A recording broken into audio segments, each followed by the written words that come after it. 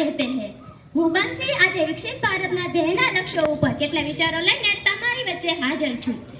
સૌપ્રથમ આપણે આ વિષયનો અર્થ સમજવાનો પ્રયત્ન કરીએ તો વિકસિત રાષ્ટ્રનો અર્થ એવો થાય છે કે જે દેશનું સ્થાનિક ઉત્પાદન વધુ સફળ હોય। આનો બીજો માલિક ઔદ્યોગિકરણ છે, એટલે કે જે દેશની અર્થવ્યવસ્થા ઉદ્યોગ અને વેપાર ઉપર આધારિત હોય તેને આપણે ઔદ્યોગિક રાષ્ટ્ર કહીએ છીએ। પરંતુ મહોદય, એક યુવાન હોવાને નાતે આ સ્ટેજ ઉપર ઊભા રહીને મારી એ જવાબદારી બની છે કે એક યુવાન આ વિષય ઉપર શું વિચારે છે તે વિચાર અને આ વિષયનો અર્થ શું થાય છે એ હું તમારા સુધી પહોંચાડું।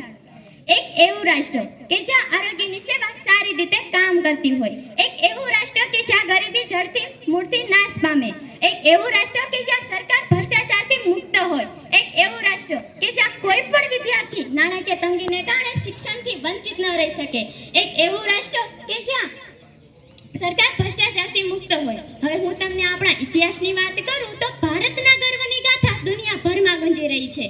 તે ભારત કે જેને દુનિયાભરને શૂન્ય આપ્યું, તે ભારત કે જેને સૂર્ય પોતાના કિરણો સૌ પ્રથમ આપે છે, તે ભારત કે જે જગ કલ્યાણ કરતા વિશ્વ કલ્યાણ માટે સંકલ્પબદ્ધ છે। શું ભારત સંકલ્પબદ્ધ હોય તો આપણે વિકસિત રાષ્ટ્ર ન બની શકીએ? આ વિષયની ઊંડાઈ તપાસતા મને અટલ બિહારી વાજપેયીજીની પંક્તિઓ યાદ આવે છે। એક સમય તેમણે કહેલું, दुनिया का इतिहास पूछता युग कहाँ युगदान कहाँ, दुनिया का इतिहास पूछता युग कहाँ युगदान कहाँ, घर घर में जो अग्नि दीप जलाता वो उन्नत ईरान कहाँ, दीप पूछे पश्चिम गगन के व्यक्त विक्त अंधराया, तब तम की छाती चीकर चमका हिंदुस्तान हमारा। આપણા દેશના વડાપ્રધાન નરેન્દ્ર મોદીજીએ એક સપનું જોયેલું ભારત માટે કે ભારત દેશ આઝાદ થયો ત્યારથી લઈને 2047 સુધી, એટલે કે 100 વર્ષના સમયગાળા દરમિયાન ભારતને વિકસિત રાષ્ટ્ર બનાવવું। વિકસિત ભારતમાં સમાવેશ થવા માટે ભારતે 4 માપદંડોને પૂર્ણ કરવા પડશે।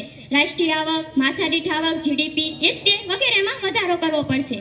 પરંતુ એક યુવાન હોવાને નાતે મારી વિચારધારાને હું તમારી વચ્ચે રાખીને કેટલાક મૂલ્યોનો ઉલ્લેખ કરવા માંગુ છું। તેમાં સૌપ્રથમ આવે છે શિક્ષા, कि मिट जाए बिन शिक्षा को भाषण शिक्षा का ज्ञान रहे, मन अर्पित हो राष्ट्र हेतु युग युग अभिमान रहे, जब तक सूरज चंदा चमके तब तक हिंदुस्तान रहे, तब तक हिंदुस्तान रहे। હવે વિકસિત ભારત કરવા માટે બીજી અગત્યની બાબત છે કૃષિ, कि मजदूर जहाँ से उत्साह